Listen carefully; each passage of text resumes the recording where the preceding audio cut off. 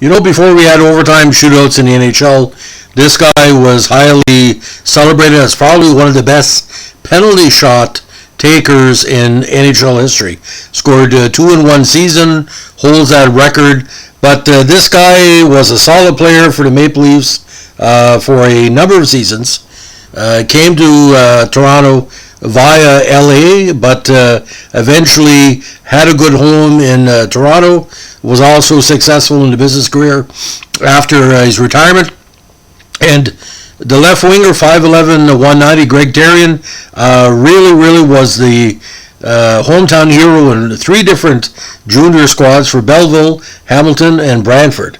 Now, entering the 1980 draft, he was the number 10 prospect on Central Scouting's final ranking of draft-eligible players.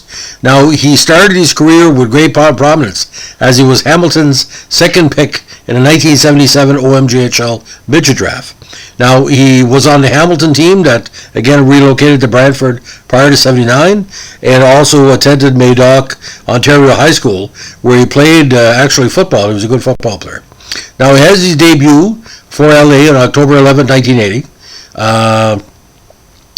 And eventually ending his career with 243 points, 93 goals, and 150 assists. Now, he eventually found his way to Toronto, played a number of seasons there. Good defensive forward, good two-way player. Again, rarely would make a mistake. Now, his penalty shot record came in 1983-84, where he scored 2 goals against Chicago.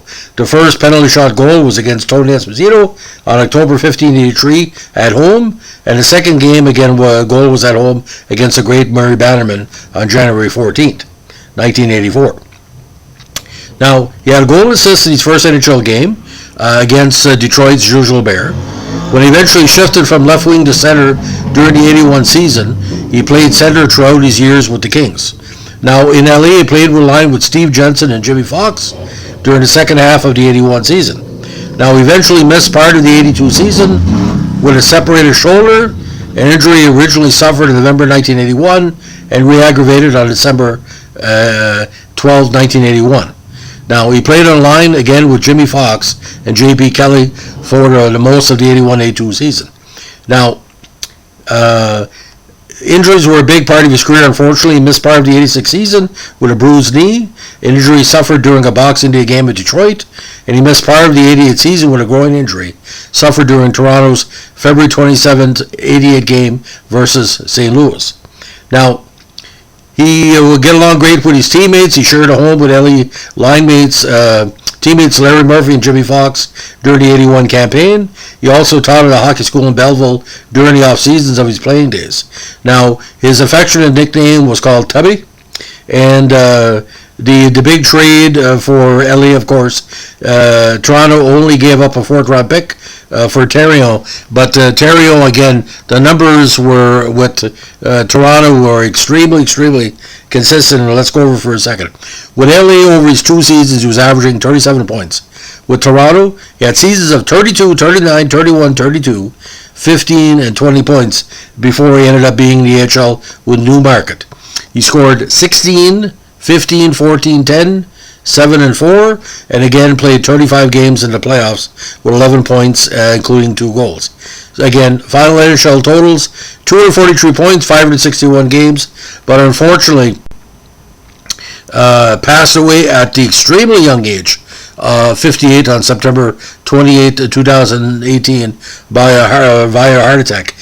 Greg's passing was a big blow for all his family and friends, obviously, but for the Toronto Maple Leaf faithful, because you do remember him as an extremely consistent and gentlemanly player.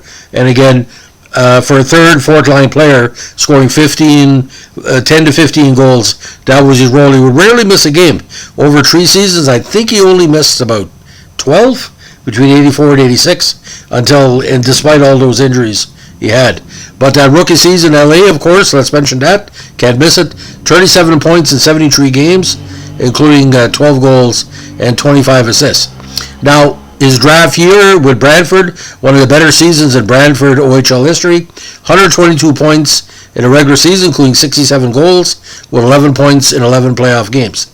Now, His big playoff numbers came with the Hamilton Finn Cups in 1978, where he had actually 9 points in 20 playoff games after 11 games in a regular season.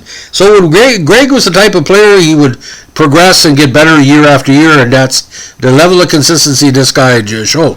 Now, Mamura, Ontario is a very beautiful community. I would suggest paying a visit.